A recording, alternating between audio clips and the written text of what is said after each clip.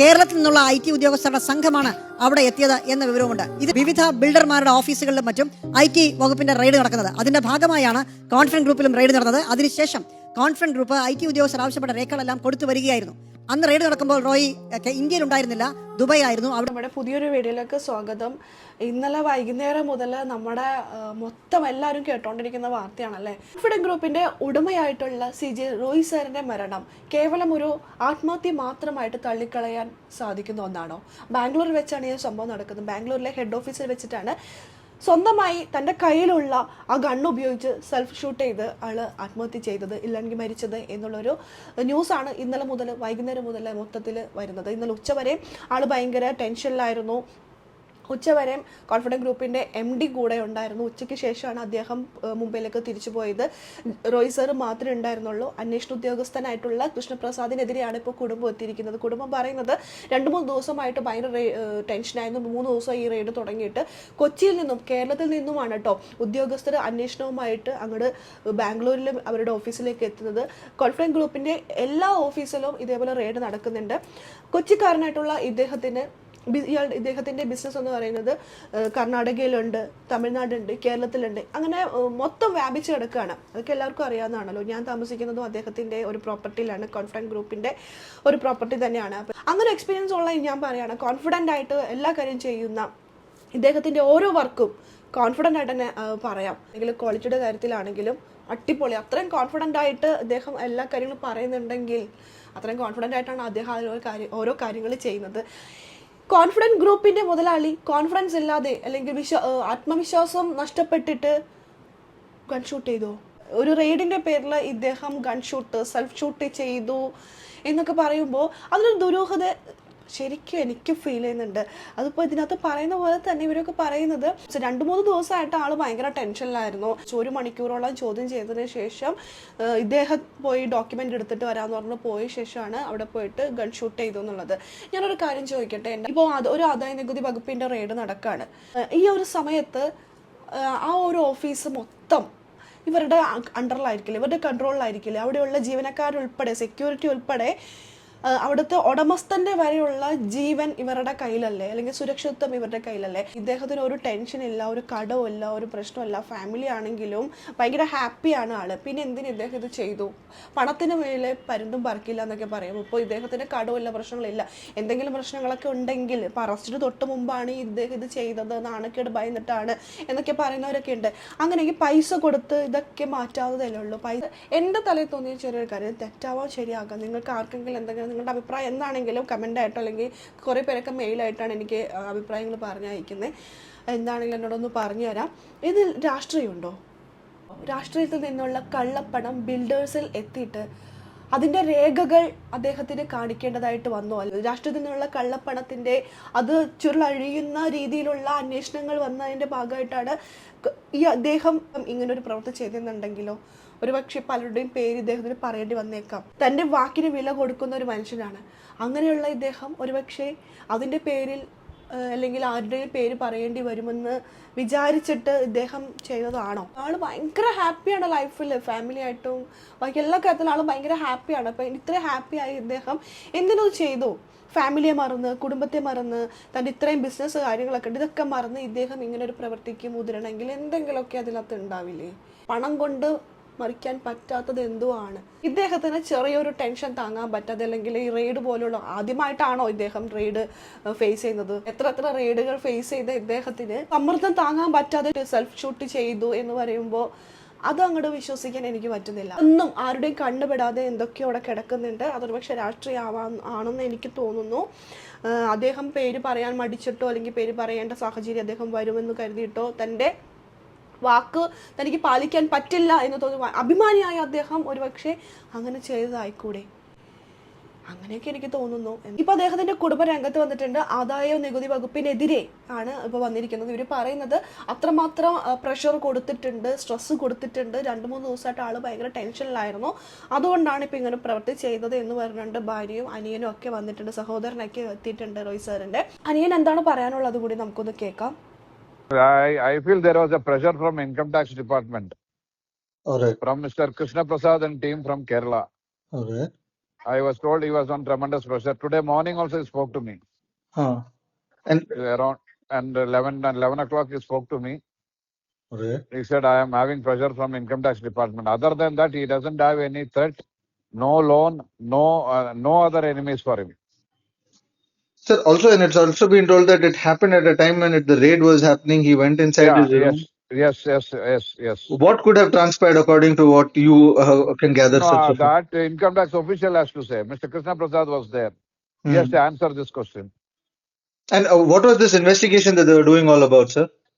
They were coming from the team from Kerala. Hmm. They are investigating his business, whole business. Hmm. But I mean, this confident real estate business. Absolutely. So has he shared anything with you in the past with regards to what has been happening? Because he's somebody who come across as a very flamboyant person, somebody who enjoys life, and him coming out and doing something like this. That I feel it is definitely the pressure from income tax department. So from the tell me, sir. Definitely it is the pressure from that side, income tax department. And what kind of pressure are you talking about? Because you were just saying pressure, sir. If you can elaborate But more. I Because... see he has not elaborated. സാറിന്റെ കുടുംബം സഹോദരനാണെങ്കിലും ഭാര്യ ആണെങ്കിലും ഒറ്റ സ്വരത്തിൽ പറയുന്നതാണ് income tax ഡിപ്പാർട്ട്മെന്റിന്റെ സമ്മർദ്ദം മൂലമാണ് അദ്ദേഹം ഇങ്ങനെ ചെയ്തത്. കൃഷ്ണപ്രസാദ് എന്ന് പറയുന്ന ഉദ്യോഗസ്ഥൻ ഭയങ്കരമായിട്ട് പ്രഷർ കൊടുത്തിട്ടുണ്ടായിരുന്നു, ടെൻഷൻ കൊടുത്തിട്ടുണ്ടായിരുന്നു. അതുകൊണ്ടാണ് ഇദ്ദേഹം ഇങ്ങനെ ചെയ്തിരിക്കുന്നത്. അല്ലാതെ ഫാമിലി പരമായിട്ടോ മറ്റു ലൈബിലിറ്റീസോ ഒന്നുമില്ല. ഇദ്ദേഹം ഭയങ്കര ഹാപ്പിയാണ് ലൈഫിൽ. പക്ഷെ ഇദ്ദേഹം ഇങ്ങനെ ചെയ്തിട്ടുണ്ടെങ്കിൽ അതിൻ്റെ ഓരോരോ കാരണമുള്ളൂ. കൃഷ്ണപ്രസാദ് എന്ന് പറയുന്ന ഉദ്യോഗസ്ഥനാണ്, അദ്ദേഹമാണ് ഇതിനുള്ള വഴി ഒരുക്കിയിരിക്കുന്നത് എന്നുള്ള തരത്തിലുള്ള ഇതൊക്കെയാണ് പറയുന്നത്. ഇത്രയും ഇങ്ങനെ റെയ്ഡ് ചെയ്യുന്ന ഒരു സ്ഥാപനത്തിൽ എന്തുകൊണ്ട് ആ ഒരു സുരക്ഷിതത്വം അല്ലെങ്കിൽ സുരക്ഷ ഇവർ ഉറപ്പാക്കിയില്ല? ഇദ്ദേഹത്തിന്റെ കയ്യിലുള്ള ഒരു ബിസിനസ്മാനൊക്കെ അല്ലേ, വലിയ ബിസിനസ്സുകാരൊക്കെയാണ്. അപ്പോൾ അവരുടെ കയ്യിലൊക്കെ ഗണ്ണൊക്കെ ഉണ്ടാവുമായിരിക്കും. നമ്മൾ എന്താ റെയ്ഡിന് പോയി കഴിയുമ്പോൾ അവിടെയുള്ള എല്ലാ കാര്യങ്ങളും, കത്തി കാര്യങ്ങളൊക്കെ നമ്മൾ അങ്ങനെ കണ്ടേക്കണേ. എല്ലാ സാധനങ്ങളും എടുത്തിട്ട് അവർ ലോക്ക് ചെയ്ത് വെക്കും. ഇദ്ദേഹത്തിന്റെ കയ്യിൽ ഈ ഗണ്ണുള്ള കാര്യം എന്ത് ഇവർ ശ്രദ്ധിച്ചില്ലേ? ഇദ്ദേഹം റൂമിലേക്ക് പോകുന്ന സമയത്ത് ഒറ്റയ്ക്കാണോ പോയത്?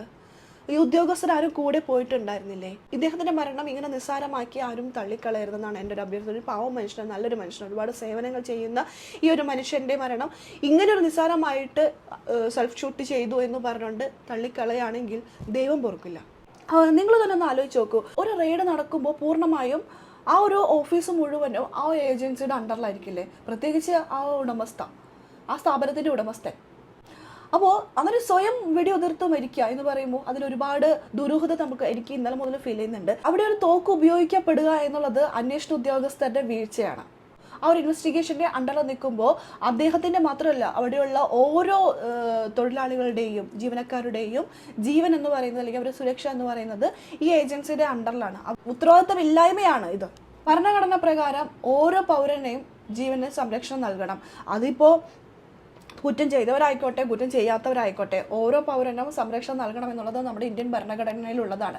അപ്പോൾ ഇദ്ദേഹം ഒറ്റയ്ക്ക് പോവുക, റൂമിൽ പോവുക, ഓഫീസിൽ റൂമിൽ പോവുക, ഗണ്ണെടുക്കുക, സെൽഫ് ഷൂട്ട് ചെയ്യുക, അതിൽ എന്തൊരു ഉത്തരവാദിത്തമാണ് ഈ ഏജൻസി കൊടുത്തിട്ടുള്ളത്? 1 മണിക്കൂറോളം ഇദ്ദേഹത്തെ ചോദ്യം ചെയ്തു. ആ സമ്മർദ്ദം മൂലമാണ് അദ്ദേഹം ഇതിങ്ങനെ ചെയ്തെന്ന് പറയുന്നു. ആ ചോദ്യം ചെയ്യലിനുള്ളിൽ ഒരുപക്ഷെ ഭീഷണിപ്പെടുത്തിയിട്ടുണ്ടാവാം, തൻ്റെ കുടുംബത്തെ ബാധിക്കുന്ന രീതിയിലുള്ള എന്തെങ്കിലും കാര്യങ്ങൾ അവിടെ വന്നിട്ടുണ്ടാകാം. ഇതൊക്കെ കൊണ്ടായിക്കൂടെ ഒരു പക്ഷേ ഇദ്ദേഹം ഇങ്ങനെ സെൽഫ് ഷൂട്ട് ചെയ്തത്? അങ്ങനെയെങ്കിൽ അതെല്ലാം അതൊക്കെ അന്വേഷിക്കേണ്ട ഒരു കാര്യമാണ് അല്ലേ? ഇതൊക്കെ മനുഷ്യാവകാശ കമ്മീഷനിൽ പെടുന്ന ഒരു കാര്യമാണ്. ഇതൊക്കെ അന്വേഷിക്കണം. ഇതിന്റെ സത്യാവസ്ഥ എന്താണെന്ന് നമ്മൾ ജനങ്ങൾക്ക് അറിയണം. കാരണം ചോദ്യം ചെയ്യലിന്റെ ഇടയിലുണ്ടായ മാനസിക പീഡനങ്ങളും ഭീഷണിയൊക്കെ ആവാം ഇദ്ദേഹത്തെ കൊണ്ട് ഇങ്ങനെ ഒരു പ്രവൃത്തിയിലേക്ക് എത്തിച്ചത്. ഈ ഒരു രീതിയിലൊക്കെ ഈ ഒരു അന്വേഷണം പോകേണ്ടതാണ്. പക്ഷെ ഇന്നലെ വൈകുന്നേരം മുതൽ ഈ ഒരു ന്യൂസ് പരക്കെ പരന്നപ്പോൾ ജനങ്ങളിലേക്ക് എത്തിക്കാനായിട്ട് പലരും ആരൊക്കെയോ ശ്രമിക്കുന്നത് ഇത് റെയ്ഡിനെ ഭയന്ന് ചെയ്തു എന്നുള്ള രീതിയിലേക്കാണ്, സെൽഫ് ഷൂട്ട് ചെയ്തു, റെയ്ഡിനെ ഭയന്ന് ചെയ്തു എന്നുള്ള രീതിയിലേക്ക് പ്രചരിപ്പിക്കാനാണ് പലരും ഇതിൽ കൂടുതലായിട്ട് ഇൻട്രസ്റ്റ് കാണിക്കുന്ന പോലെ എനിക്ക് ഫീൽ ചെയ്യുന്നുണ്ട്. സ്റ്റേറ്റ് ഇൻവെസ്റ്റിഗേഷൻ ഏജൻസിയുടെ സാന്നിധ്യത്തിൽ ഇങ്ങനെ ഒരു മരണം നടന്നിട്ടുണ്ടെങ്കിൽ അതിന്റെ പൂർണ്ണ ഉത്തരവാദിത്തം ആ ഏജൻസിക്കുള്ളതാണ്. ആ ഉദ്യോഗസ്ഥനെതിരെയാണ് ഇപ്പൊ കുടുംബം എത്തിയിരിക്കുന്നത്. സുരക്ഷാ വീഴ്ചക്കുറവ് തന്നെയാണ്. അങ്ങനെയെങ്കിൽ ഇതിനെക്കുറിച്ച് കൂടുതലായിട്ട് അന്വേഷിക്കണം. ഇന്നലെ വന്നപ്പോൾ മുതൽ നിങ്ങൾ കാണുന്നതാണ്, ഇതൊരു ആത്മഹത്യയാണ് എന്നുള്ള രീതിയിലേക്ക് എത്തിക്കാനാണ് പലരും അത് ശ്രമിക്കുന്നത്. അതിന്റെ സത്യാവസ്ഥ എന്താണെന്നുള്ളതും ജനങ്ങളിലേക്ക് എത്തണം. അതിനുവേണ്ടി കുടുംബം ഇപ്പൊ രംഗത്ത് വന്നിട്ടുണ്ട്. ഇതറിയേണ്ടത് നമ്മൾ ഓരോരുത്തരുടെയും മനുഷ്യന്റെ അവകാശമാണ്, അല്ലെങ്കിൽ അദ്ദേഹത്തോടുള്ള ഒരു നീതി നിഷേധമാണത്. ഇദ്ദേഹത്തെ പോലെയുള്ള ഒരു നല്ലൊരു മനുഷ്യന് അങ്ങനെ ഒരു വിധി വരലെന്നാണ് ഞാൻ ആത്മാർത്ഥമായിട്ട് ആഗ്രഹിക്കുന്നത്. എന്തായാലും അദ്ദേഹത്തിൻ്റെ ആത്മാവിന് വേണ്ടിയിട്ട് നമുക്ക് ആത്മാർത്ഥമായിട്ട് തന്നെ പ്രാർത്ഥിക്കാം. നമുക്ക് പക്ഷേ ഇപ്പോൾ മുന്നിലുള്ളത് വളരെ വ്യക്തമായി IT ഉദ്യോഗസ്ഥർക്കെതിരെ റെയ്ഡ് നയിച്ച IT അഡീഷണൽ കമ്മീഷണർ കൃഷ്ണപ്രസാദിനെതിരെ റോയിയുടെ സഹോദരൻ ബാബു ഉന്നയിച്ച ആരോപണമാണ്. കഴിഞ്ഞ 3 ദിവസമായി റെയ്ഡ് നടക്കുകയായിരുന്നു. 3-ാം ദിവസം ഉച്ച കഴിഞ്ഞ വളരെ കാര്യമായ ചോദ്യം ചെയ്യലും രേഖകൾ ആവശ്യപ്പെടലും ഒക്കെ ഉണ്ടായി. അതിനുശേഷം മാനസികമായി കടുത്ത സമ്മർദ്ദമുണ്ടായ റോയ് മുറിക്കുള്ളിലേക്ക് രേഖകൾ എടുത്തുതരാമെന്ന് അകത്തേക്ക് പോകുന്നു. കയ്യിലുണ്ടായിരുന്ന തോക്ക് ഉപയോഗിച്ച് വെടിയുതിർക്കുന്നു. അങ്ങനെ റോയ് മരിച്ചു എന്നാണ് സഹോദരൻ പറയുന്നത്. കേരളത്തിൽ നിന്നുള്ള IT ഉദ്യോഗസ്ഥരുടെ സംഘമാണ് അവിടെ എത്തിയത് എന്ന വിവരവുമുണ്ട്. ഇതിന്റെ ഒരു ചരിത്രം ഇങ്ങനെയാണ് സ്മൃതി. ഡിസംബറിലാണ് രാജ്യവ്യാപകമായി വിവിധ ബിൽഡർമാരുടെ ഓഫീസുകളിലും മറ്റും IT വകുപ്പിന്റെ റെയ്ഡ് നടക്കുന്നത്. അതിന്റെ ഭാഗമായാണ് കോൺഫറൻസ് ഗ്രൂപ്പിലും റെയ്ഡ് നടന്നത്. അതിനുശേഷം കോൺഫറൻസ് ഗ്രൂപ്പ് IT ഉദ്യോഗസ്ഥർ ആവശ്യപ്പെട്ട രേഖകളെല്ലാം കൊടുത്തു വരികയായിരുന്നു. അന്ന് റെയ്ഡ് നടക്കുമ്പോൾ റോയ് ഇന്ത്യയിൽ ഉണ്ടായിരുന്നില്ല, ദുബായിലായിരുന്നു. അവിടുന്ന് ഇവിടെ എത്തുന്നു, പരിശോധനയോട് പൂർണ്ണമായും സഹകരിക്കുന്നു. ഈ കഴിഞ്ഞ 3 ദിവസം മുമ്പ് ബാംഗ്ലൂരുവിലെ റോയിയുടെ അല്ലെങ്കിൽ കർണാടകത്തിലെ റോയിയുടെ കോൺഫറൻസ് ഗ്രൂപ്പിന്റെ വിവിധ പ്രോജക്റ്റുകളുടെ പരിശോധന നടക്കുകയായിരുന്നു. അതിന്റെ രേഖകളാണ് ആവശ്യപ്പെട്ടത്. 2 ദിവസവും കോൺഫറൻസ് ഗ്രൂപ്പിന്റെ MD അദ്ദേഹത്തോടൊപ്പം ഉണ്ടായിരുന്നു. ഇന്നാണ് അദ്ദേഹം കേരളത്തിലേക്ക് മടങ്ങിയത്. പക്ഷേ ഇന്ന് ഉച്ചയ്ക്ക് ശേഷം വളരെ നിശിതമായ ചോദ്യം ചെയ്യലും മറ്റുമുണ്ടായി. കടുത്ത മാനസിക സമ്മർദ്ദമാണ് റോയ്ക്ക് മേൽ ഉണ്ടായതെന്ന് പറയുന്നു. ഒരു കാര്യം വളരെ അത്ഭുതപ്പെടുത്തുന്നതാണ്, IT റെയ്ഡുകൾ പുത്തരിയല്ല, IT റെയ്ഡുമായി ബന്ധപ്പെട്ടുള്ള പിഴ ചുമത്തലുകളും പുത്തരിയല്ല. അങ്ങനെ ഇരിക്കെ വളരെ വലിയൊരു ബിസിനസ് സാമ്രാജ്യം കെട്ടിപ്പടുത്ത ഒരു മനുഷ്യൻ, വിവിധ മേഖലകളിൽ പരിണതപ്രജ്ഞനായ ഒരു മനുഷ്യൻ IT റെയ്ഡിന്റെ പേരിൽ ആത്മഹത്യ ചെയ്യേണ്ട സാഹചര്യം എന്താണ്? അപ്പോഴാണ് റോയിയുടെ സഹോദരൻ ബാബു ഉന്നയിക്കുന്ന ആരോപണം. കടുത്ത മാനസിക സമ്മർദ്ദത്തിലേക്ക് CJ റോയ് എന്ന അറിയപ്പെടുന്ന വ്യവസായിയെ IT ഉദ്യോഗസ്ഥർ എത്തി എന്നുള്ളത് തൽക്കാലം നമുക്ക് അത് മുഖവിലേക്ക് എടുക്കേണ്ടി വരും. കാരണം IT റെയ്ഡിനെ തുടർന്ന് ഒരു വ്യവസായിയോ ആരെങ്കിലുമൊക്കെയോ ജീവനൊടുക്കിയ സംഭവം കേട്ടുകേൾവിയില്ല. കടങ്ങളുടെ പേരിൽ നമ്മൾ മരിച്ച ആളുകളെ കേട്ടിട്ടുണ്ട്. കോഫി ഡേ ഗ്രൂപ്പിന്റെ ഉടമ മരിച്ചത് നമുക്കറിയാം. പക്ഷേ ഇത് അപ്രതീക്ഷിതമാണ്, അവിശ്വസനീയമാണ്. അപ്പോൾ കടുത്ത മാനസിക സമ്മർദ്ദം റോയ്ക്ക് മേൽ ഉദ്യോഗസ്ഥർ ചെലുത്തി എന്നുള്ളത് വളരെ ഗുരുതരമായ ആരോപണമാണ്.